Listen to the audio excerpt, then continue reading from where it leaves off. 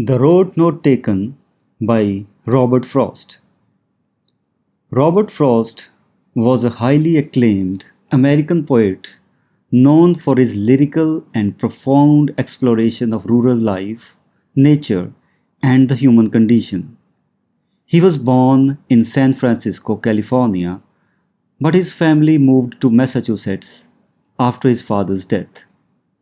Frost attended various schools and universities but struggled to find his place in academia, choosing instead to work various jobs while focusing on his writing.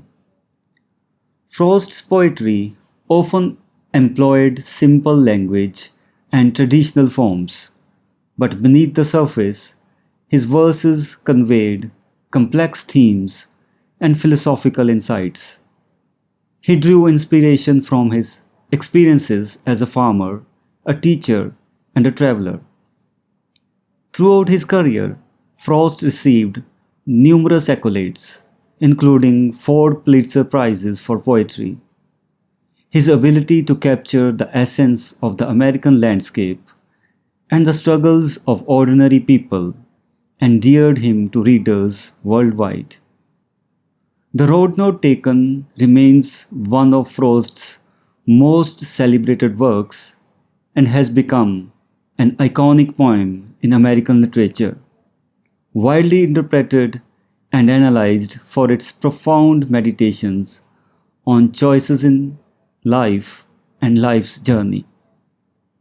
Context: The Road Not Taken is one of Robert Frost's most famous and widely interpreted poems, first published in 1960 as the opening piece in his collection Mountain Interval. The poem's composition was influenced by poet's close friend Edward Thomas, to whom Frost sent an advance copy. Thomas, known for his indecisiveness and regret over the paths he had taken in life, inspired Frost's contemplation on choices and their consequences. Now let's read the poem stanza by stanza. Two roads diverged in a yellow wood, and sorry I could not travel both and be one traveller. Long I stood and looked down one as far as I could, to where it bent in the undergrowth. So the narrator of the poem is at a point where he has to make a choice. He has two paths and he can only choose one, because as a person he cannot take both the roads. And in the first stanza, he is describing that he stood for a long time and looked down towards one road, the first one, till the point it bent into the undergrowth. There should be some shrubs or low-lying plants where the road bent and disappeared from his vision. Now let's see the second stanza. Then took the other, as just, as fair, and having perhaps the better claim, because it was grassy and wanted wear, though as far that the passing there had warned them really about the same. When the narrator looks at the second road, it appears to him as just and as fair. So it was equally attractive to him, and having perhaps the better claim. But it has slightly better attraction for the poet, because it was grassy and wanted wear. It was grassy, grass was grown on it, and wanted wear, because when we walk on a grassy land continuously, when a lot of people walk on grassy land continuously, the grass stops growing on that path.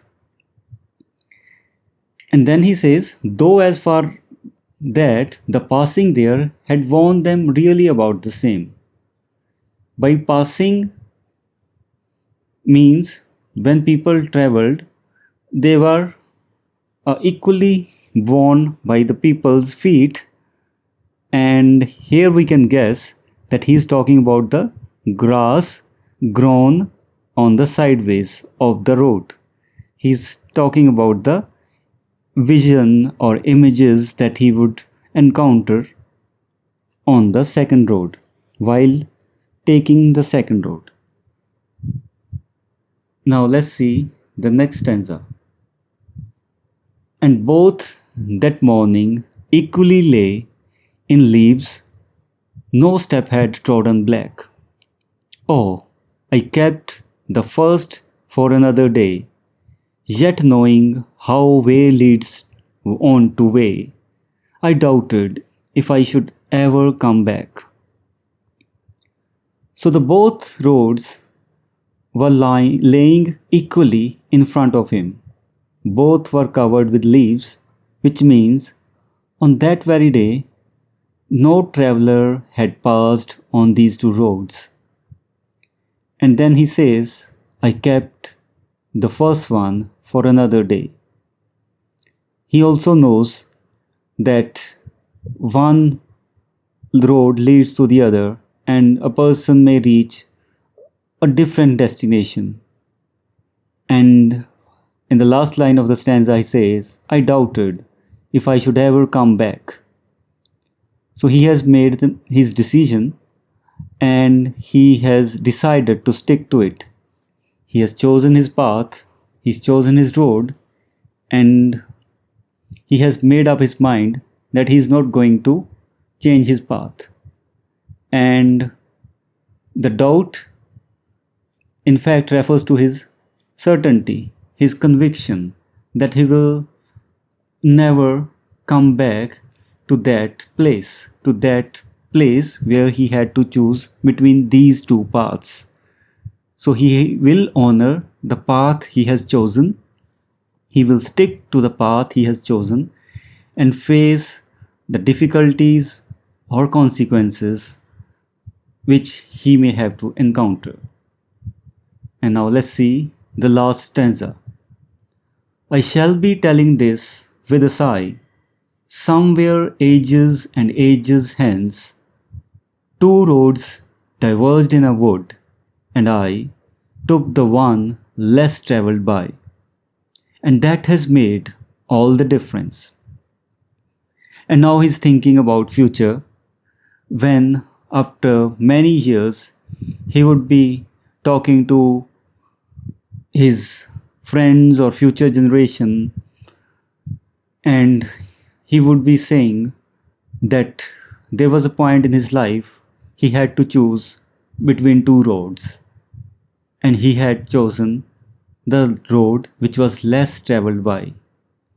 The road which is chosen by lesser number of people is obviously difficult or unconventional, and he's not following the crowd.